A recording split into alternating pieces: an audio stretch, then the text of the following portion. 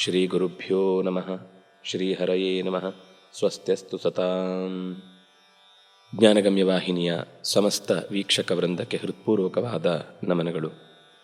ಬದುಕಿನಲ್ಲಿ ಎತ್ತರಕ್ಕೆ ಏರಬೇಕಾದರೆ, ಭಗವಂತನೆಂಬ ಉಪ್ಪರಿಗೆಯನ್ನು ಮುಟ್ಟಬೇಕಾದರೆ ಮೆಟ್ಟಿಲಾಗಿ ನಿಲ್ಲುವವರು ನಮಗೆ ಗುರುಗಳು. ಅವರ ಅನುಗ್ರಹವನ್ನು ಪಡೆದರೆ ಮಾತ್ರ ಭಗವಂತನನ್ನು ನಾವು ಚೆನ್ನಾಗಿ ಅರಿತುಕೊಳ್ಳುವುದಕ್ಕೆ ಸಾಧ್ಯವಾಗುವುದು. ಅಂಥ ಒಂದು ಸುಂದರವಾದ, ಬಹಳ ಕಡಿಮೆ ಅವಧಿಯಲ್ಲಿ ಭಗವಂತನ ಭಕ್ತರಾಗಿ ತಮ್ಮ ಬದುಕನ್ನು ಚೆನ್ನಾಗಿ ರೂಪಿಸಿದ, ಇವತ್ತಿಗೂ ಎಲ್ಲರಿಗೂ ಅಭೀಷ್ಟಗಳನ್ನು ಈಡೇರಿಸುವಂತಹ ರಾಘವೇಂದ್ರ ಗುರುಗಳ ಅಷ್ಟಾಕ್ಷರ ಸ್ತೋತ್ರದ ಪಾರಾಯಣ ಚಿಂತನೆಯ ಒಂದು ಭಾವವನ್ನು ನಾವು ನೋಡಲಿಕ್ಕಿದ್ದೇವೆ.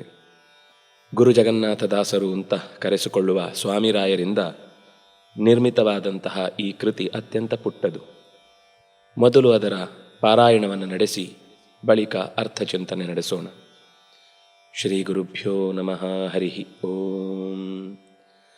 ಗುರುರಾಜಾಷ್ಟಾಕ್ಷರಂ ಸ್ಯಾತ್ ಮಹಾಪಾತಕನಾಶನಂ ಏಕೈಕಮಕ್ಷರಂ ಚಾತ್ರ ಸರ್ವಕಾಮ್ಯಾರ್ಥಸಿದ್ಧಿದಂ. ರಕಾರೋಚ್ಚಾರಣೇನೈವ ರೋಗಃ ನಿರ್ನ ಸಂಶಯಃ ಘಕಾರೇಣ ಬಲಂ ಪುಷ್ಟಿಃ ಆಯುಃ ತೇಜಶ್ಚ ವರ್ಧತೆ. ವಕಾರೇಣಾತ್ರ ಲಭತೆ ವಾಂಛಿತಾರ್ಥಾಃ ನ ಸಂಶಯಃ ದ್ರಕಾರೇಣಾಘರಾಶಿಸ್ತು ದ್ರಾವ್ಯತೆ ದ್ರುತಮೇವ ಹಿ.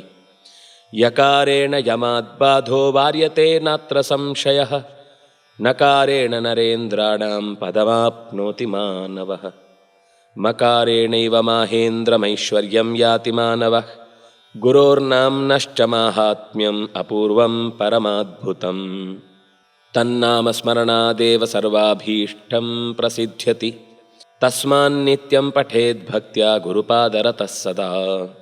ಶ್ರೀರಾಘವೇಂದ್ರಾಯ ನಮಃ ಇತ್ಯಷ್ಟಾಕ್ಷರಮಂತ್ರತಃ ಸರ್ವಾನ್ ಕಾಮಾನ್ ಅವಾಪ್ನೋತಿ ನಾತ್ರ ಕಾರ್ಯ ವಿಚಾರಣಾ.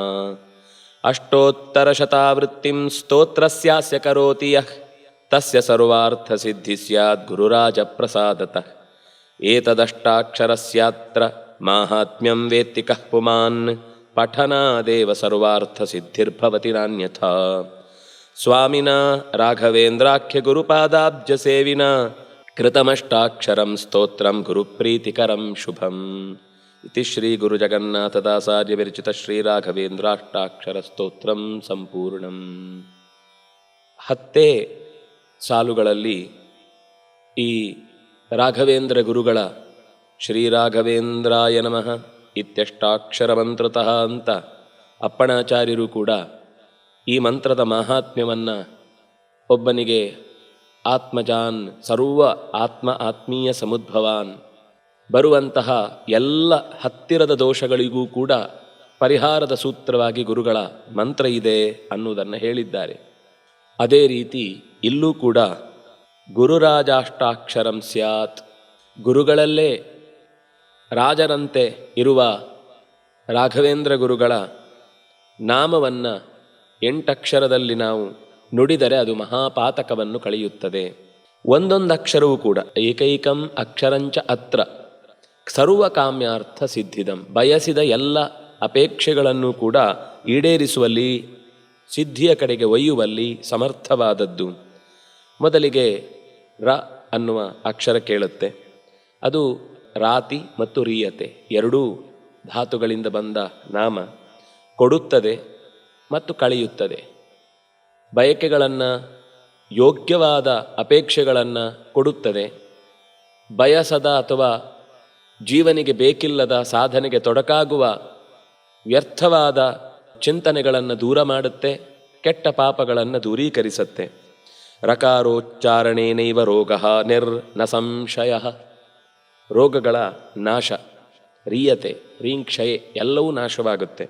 ಘಕಾರೇಣ ಬಲಂ ಪುಷ್ಟಿ ಆಯುಃ ತೇಜಶ್ಚ ವರ್ಧತೆ.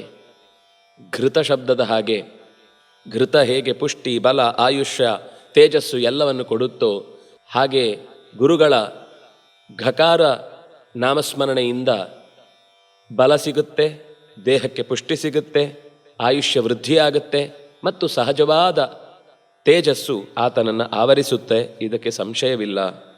ವಕಾರೇಣಾತ್ರ ಲಭತೆ ವಾಂಛಿತಾರ್ಥಾ ನ ಸಂಶಯ. ವಾ ಅನ್ನೋದು ಎಲ್ಲವನ್ನು ತಂದುಕೊಡುತ್ತೆ ಅಂತ. ವಾಂಛಿತಾರ್ಥ, ಬಯಸಿದ ಎಲ್ಲ ಅವನ ಅಗತ್ಯಗಳನ್ನು ಕೂಡ ವಕಾರ ನಾಮೋಚ್ಚಾರಣೆಯಿಂದ, ವಕಾರದ ಮರಳಿ ಮರಳಿ ಹೇಳುವಿಕೆಯಿಂದ, ಅದು ವಂ ಅನ್ನೋದು ಅಮೃತ ಬೀಜ, ಸಾವನ್ನೇ ಗೆಲ್ಲುವುದಕ್ಕೆ ಸಮರ್ಥವಾದಂತಹ ನಾಮ.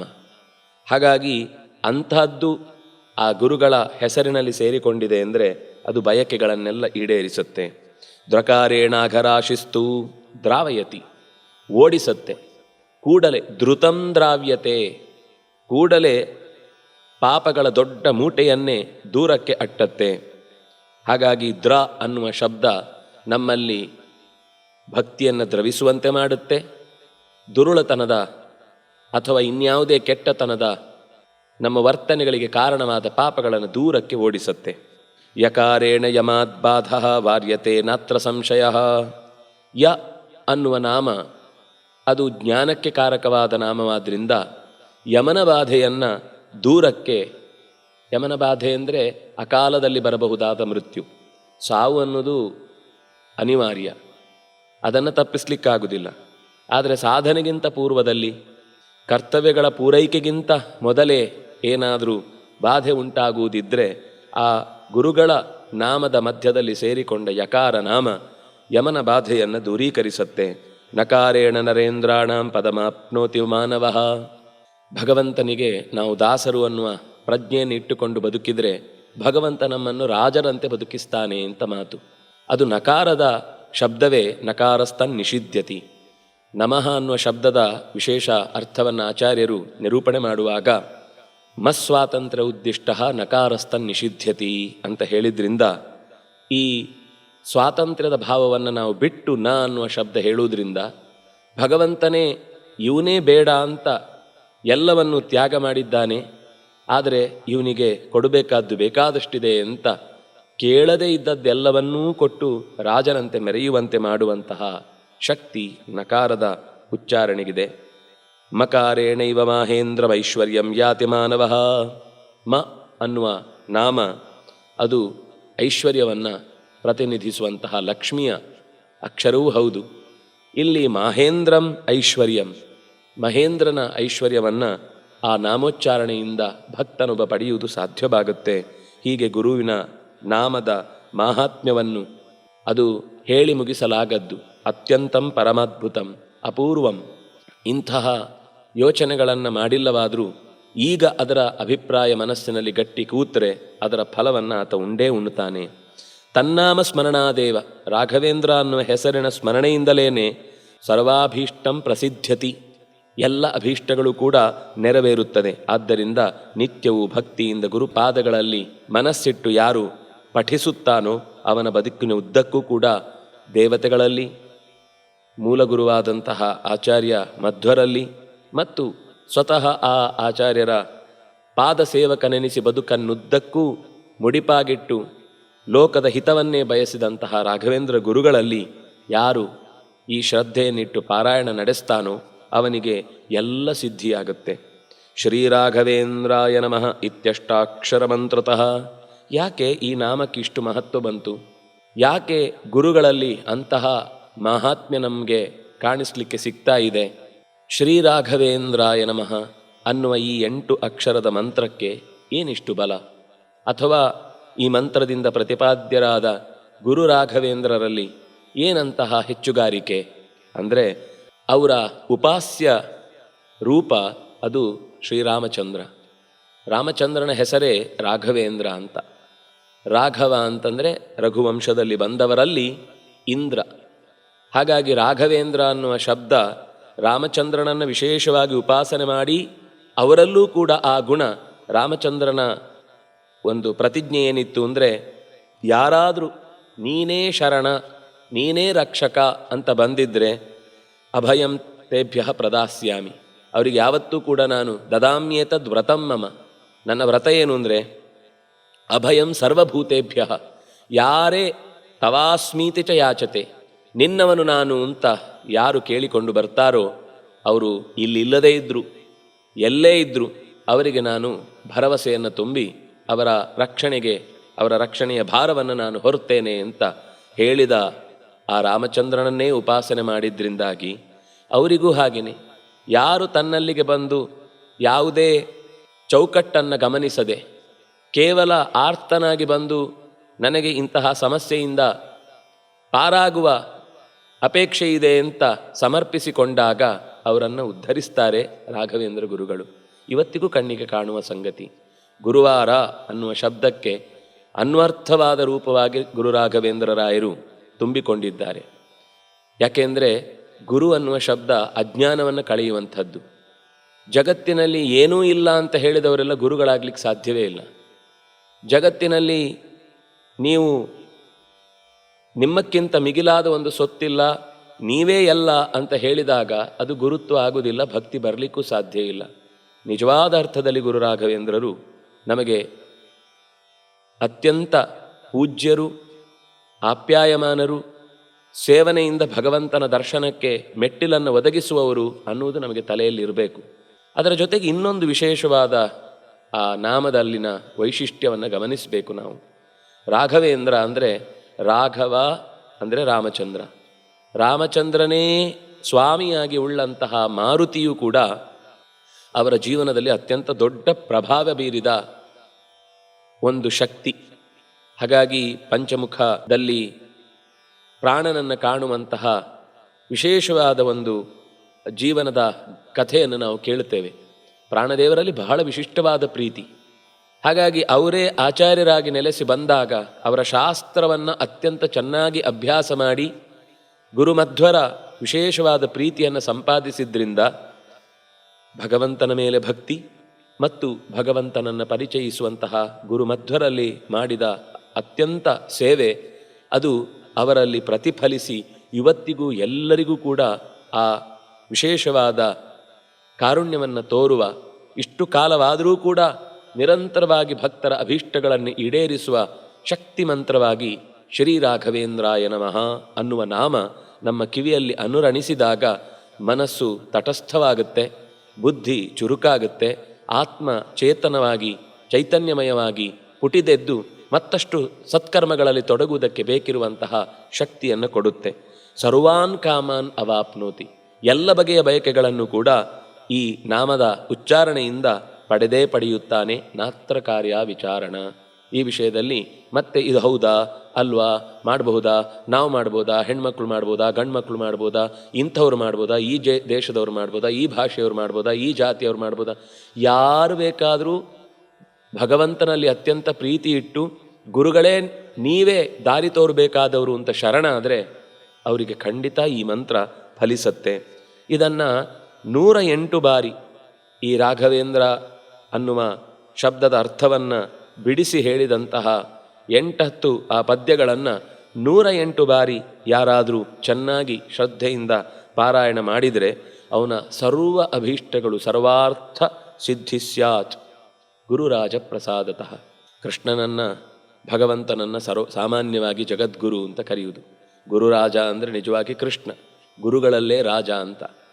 ಆದರೆ ಅಂಥವನನ್ನು ಗುರುರಾಜ ಅಂತ ಉಪಾಸನೆ ಮಾಡಿದ್ರಿಂದಾಗಿ ಅವರ ಉಪಾಸಕರೆಲ್ಲರೂ ಗುರುರಾಜರಾಗಿ ಲೋಕದಲ್ಲಿ ಅತ್ಯಂತ ಶ್ರೇಯಸ್ಸನ್ನು ಭಕ್ತ ವೃಂದಕ್ಕೆ ಕೊಡುವ ಸಾಮರ್ಥ್ಯವನ್ನು ಹೊಂದುತ್ತಾರೆ.